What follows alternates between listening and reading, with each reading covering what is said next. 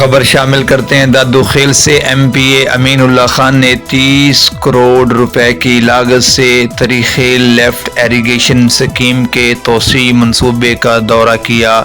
اس دوران ان کے ہمراہ پی ٹی آئی کے رہنما عاصم روکھڑی، محکمہ ایریگیشن کے محمد نذیر اور کے ایس ای کمپنی کے افسران موجود تھے۔ مزید جانتے ہیں اپنے نمائندہ تنویر عابد کی اس رپورٹ میں۔ ایم پی امین اللہ خان نے کہا کہ پاکستان تحریک انصاف کا مشن ہی کسانوں کی ترقی اور خوشحالی اولین ترجیح ہے۔ کسان ملک کی معیشت میں ریڑھ کی ہڈی کی حیثیت رکھتے ہیں۔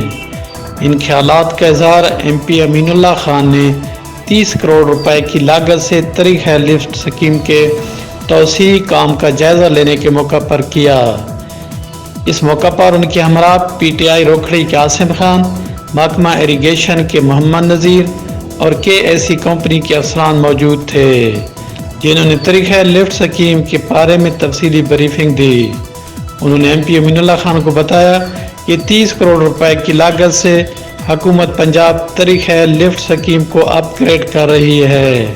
انہوں نے بتایا کہ نئی 5 موٹریں نہر تھل پر تریخیل لفٹ پر نصب کی جائیں گی اور نئے جدید ٹرانسفارمر لگائے جائیں گے اور 200 کیوسک پانی تریخیل لفٹ اسکیم سے کسانوں تک پہنچے گا۔